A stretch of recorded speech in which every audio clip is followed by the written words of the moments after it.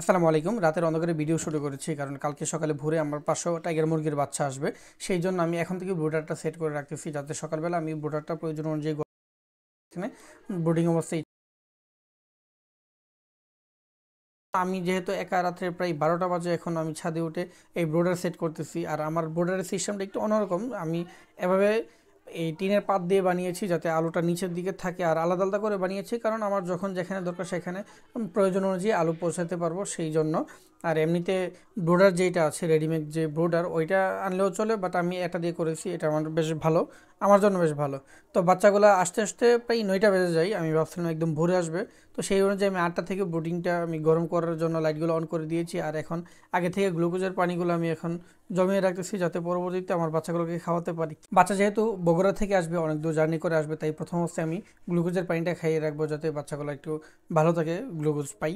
And সেই জন্য আমি সকাল সকাল উঠে আমার যে এই পানির পটগুলো আছে যেগুলো বোতল বলি আমরা, এই বোতলগুলোকে আমি একদম ফ্রেশভাবে ধুয়ে তারপরে এমনি তো পরিষ্কার করে রেখেছিলাম আগে ভাগে, বাট তারপর আমি আরেকবার এগুলো পরিষ্কার করার জন্য পানি দিয়ে ধুয়ে নিচ্ছি। অ্যান্ড পানি দিয়ে এগুলো একসাথে মিশ্রণ করে তারপর আমি এখানে রেখেছি। আর এই অবস্থায় বাচ্চাগুলোকে এখানে রাখার পরে আমার প্রত্যেকটা এই বক্সে, সবাই জানে যারা এই মুরুগাইনে থাকে প্রায় 40টা করে বাচ্চা থাকে, তো একদম নিচের যে বক্সটা আছে ওইটা ভাগ্য ভালো আমার এখানে এসে নিচ দিয়ে ফেটে গেছে।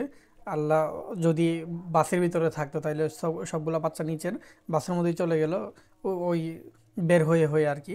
তো এখন আপাতত আমার এখানে রাখার পরে যে নিচ দিয়ে ফুটা পাইছি, ওই ফুটা দিয়ে প্রায় 40টা থেকে 38টা বাচ্চা এখান থেকে সরে গেছে, একদম বাইরে এসে হাঁটাহাঁটি করতেছে, খাবার খুঁজতেছে, পানি খুঁজতেছে, আর আমি যেদিকে যাচ্ছি ওইদিকে যাওয়ার চেষ্টা করতেছে।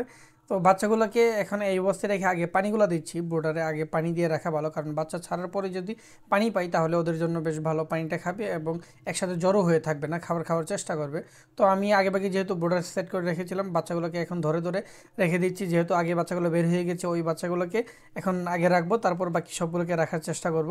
এখানে 500 বাচ্চা আনার একটি কারণ আছে, আমি এখন বেশি করে এনেছি কারণ আমি এখন চেষ্টা করব কিছু বাচ্চা আমার জন্য রেখে দিতে, আমি প্যারেন্টস হিসেবে রাখবো আমার কাছে। আর আমার যে কোয়েল পাখির প্রজেক্ট আছে ওইগুলো আলহামদুলিল্লাহ ডিম পাড়া শুরু করেছে, এখন এখন মোটামুটি 5-6টা পাখি ডিম পাড়া রানিং আছে, শুরু করেছে, এবং বাকিগুলো খুব দ্রুত ইনশাল্লাহ রানিংয়ে চলে আসবে। ওই রানিংয়ে চলে আসলে আমি ইনকিউবেটর এনে বাচ্চা ফোটানোর চেষ্টা করব। সেই জন্য আমি কিছু এখান থেকে টাইগার মুরগির প্যারেন্টস রেখে দিব যাতে করে আমি নিজে টাইগার মুরগির বাচ্চাগুলো ফোটাতে পারি, আর আমার নিজের এই বাচ্চাগুলো যাতে বড় করে আমি বিক্রি করতে পারি অথবা যাদের প্রয়োজন তাদের কাছে বিক্রি করতে পারি। সেই অনুযায়ী এখন আমি এই বাচ্চা 500 এনেছি, 500 থেকে সবগুলো সেল করব, আর আমার কাছে প্যারেন্টস হিসেবে 50 থেকে 60টার মতো রেখে দিব।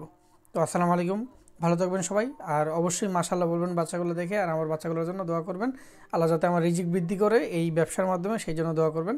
ভালো থাকবেন সবাই।